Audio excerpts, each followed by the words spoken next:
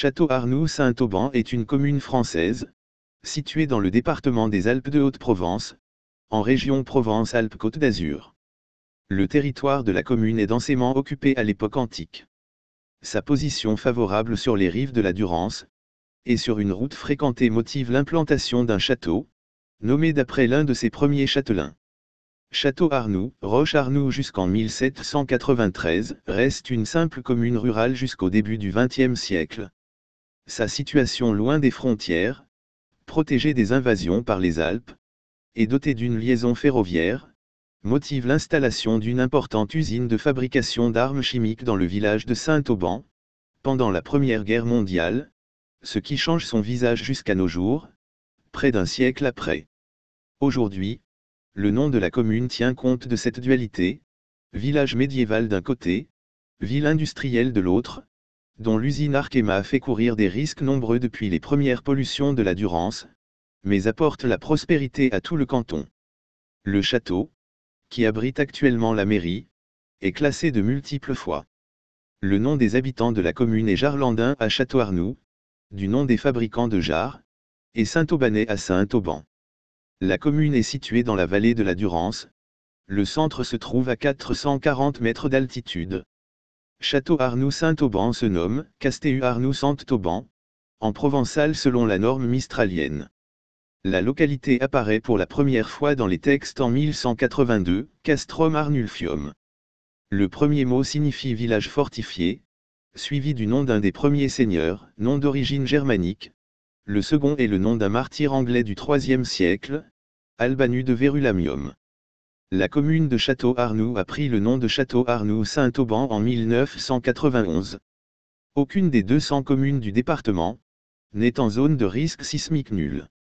Le canton de Volonne auquel appartient Château-Arnoux-Saint-Auban est en zone 1B, risque faible, selon la classification déterministe de 1991, basée sur les séismes historiques, et en zone 4, risque moyen, selon la classification probabiliste C8, de 2011.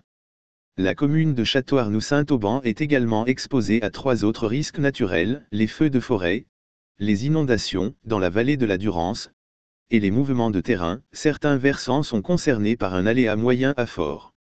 La commune de Château-Arnoux-Saint-Auban est également exposée à toute une gamme de risques d'origine technologique, liés essentiellement à la présence des usines Arkema à Saint-Auban.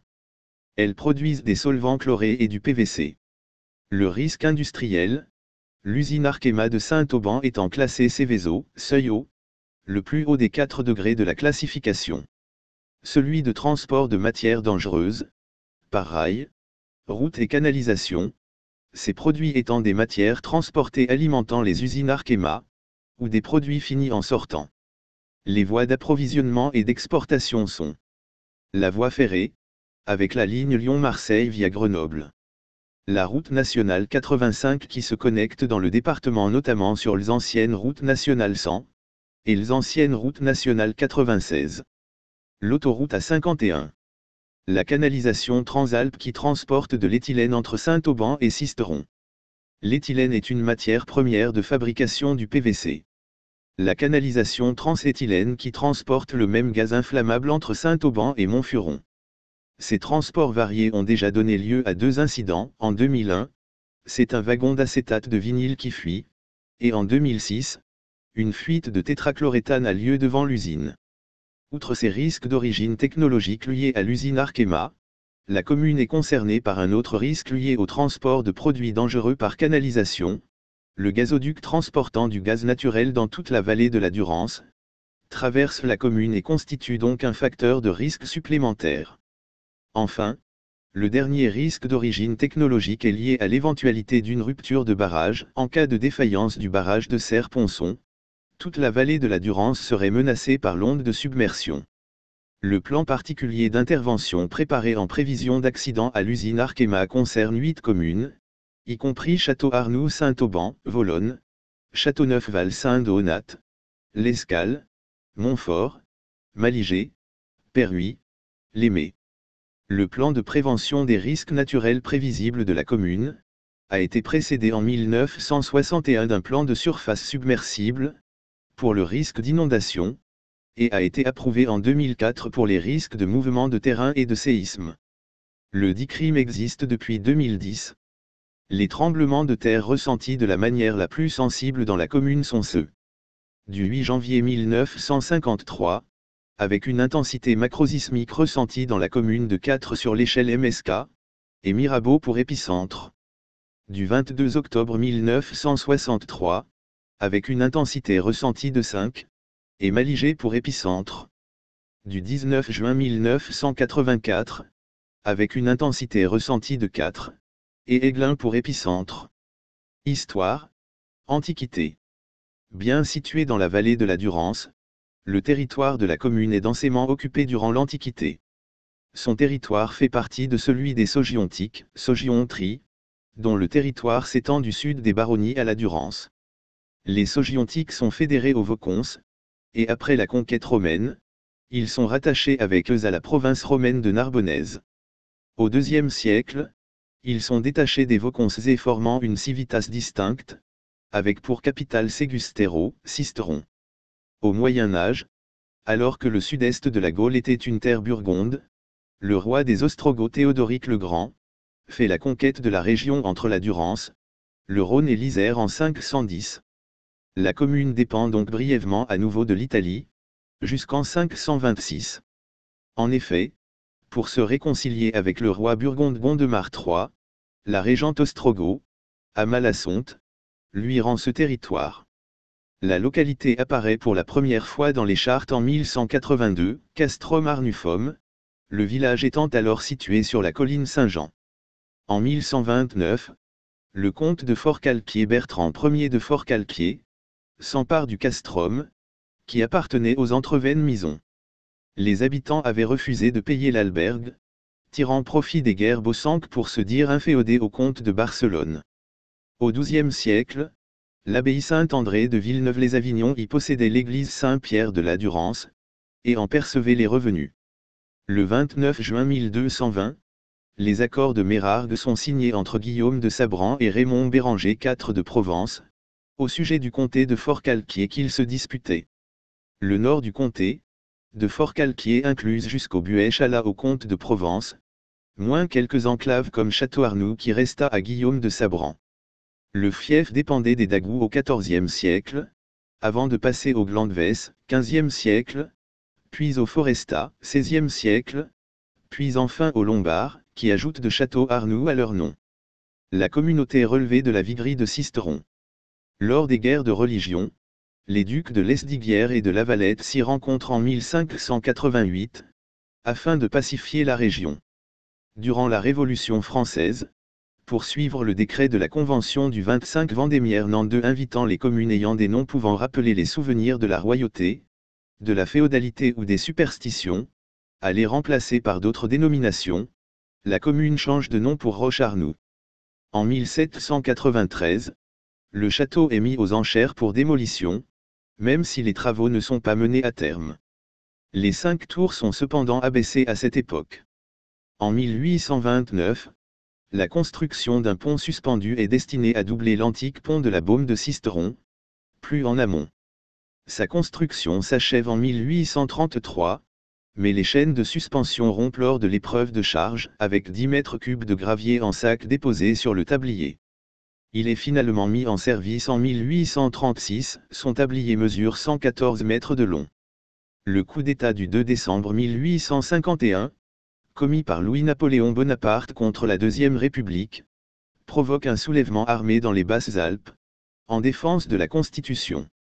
Après l'échec de l'insurrection, une sévère répression poursuit ceux qui se sont levés pour défendre la République. 21 habitants de Château-Arnoux-Saint-Auban, dont une femme, sont traduits devant la commission mixte, la majorité étant condamnée à la déportation en Algérie. Comme de nombreuses communes du département, Château-Arnoux se dote d'une école bien avant les lois Jules Ferry, en 1863.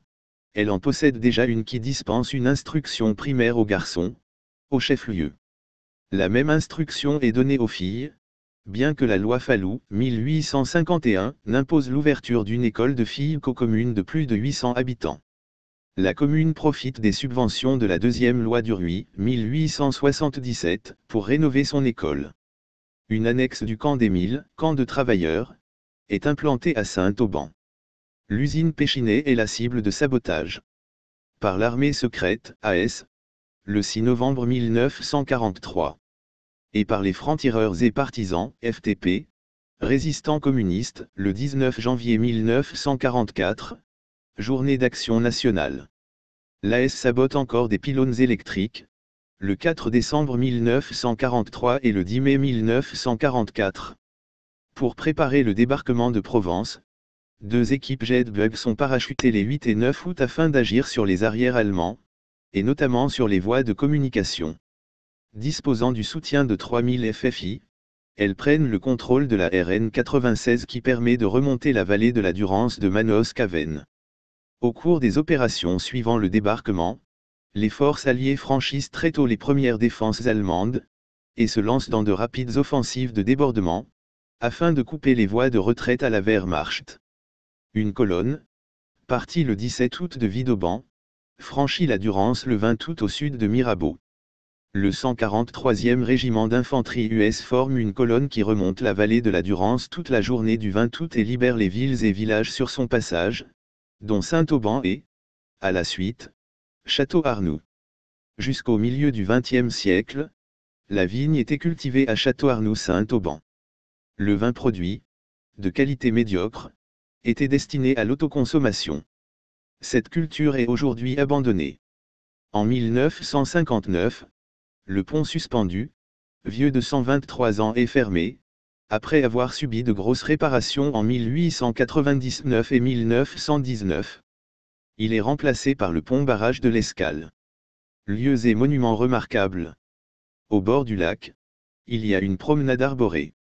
Important site ornithologique. Le château est un site classé. Façade ouest du château, avec son toit à tuiles vernissées.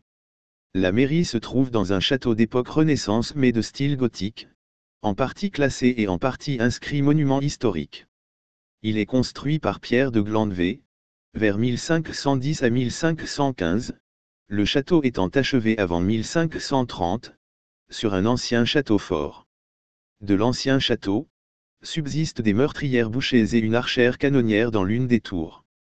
Il est accosté de 5 tours, 2 rondes, 2 carrés et une hexagonale dans laquelle se déploie un monumental escalier, de 84 marches ornées de sculptures Renaissance représentant des personnages mythologiques, sauf au premier étage, où le couple commanditaire, Pierre de Glandevée et Madeleine de Vilmus, est représenté, les fenêtres sont à meneaux.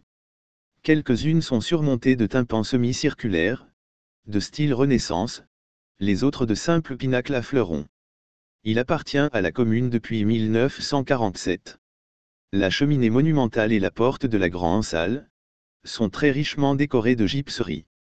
Il a été restauré en 1966 et 1979. Le parc est organisé autour d'allées cavalières.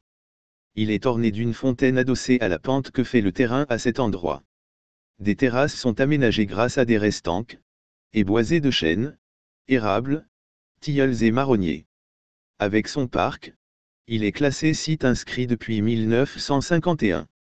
Architecture civile. Aux Petites Fillères, se trouve une ferme de 1667, voûtée d'arches surbaissées. À la Font-Robert, la grande ferme au toit à une seule pente, date du XVIIe siècle, elle abrite actuellement une salle de spectacle. Des maisons en bois à structure porteuse intérieure en forme de compas ont été construites en 1943, par Jean Prouvé et Pierre Jeanneret dans un lotissement. 2 d'entre elles, situées rue de la Colline, sont des monuments historiques inscrits. Moulin à vent, pont-barrage. Passage du canal d'Oraison digue de 445 mètres de long. Un pont suspendu est construit sur la Durance dans les années 1830, la décision est prise en 1829, et le chantier dure jusqu'en 1833.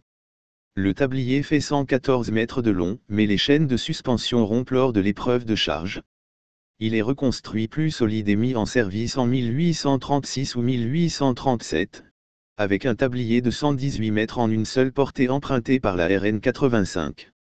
Il subit de grosses réparations en 1899 et 1919, et n'est fermée qu'en 1959 avec la construction du pont-barrage de l'Escale. La commune possède l'un des rares monuments aux morts pacifistes de France. Art religieux. Clocher de l'église Saint-Bernard. Le prieuré Saint-Pierre-Esselien, du XIe siècle, classé monument historique, est construit à proximité du cimetière. Il reste du premier état quelques murs de l'absidiole et la porte. Actuellement, ces vestiges sont intégrés à une villa. L'église paroissiale, placée sous le vocable de Saint-Bernard, et patronnée par Saint-Pierre-Esselien, est construite en 1634. La nef est voûtée d'arêtes, et bordée de bas-côtés. Le clocher est une tour, construite contre le chœur, avec flèche accostée de 4 pyramidions. La chapelle Saint-Jean-Baptiste, construite en 1667 à 1668, a une travée plafonnée et 2 voûtées. Elle offre un beau panorama sur la vallée de la Durance et les Alpes.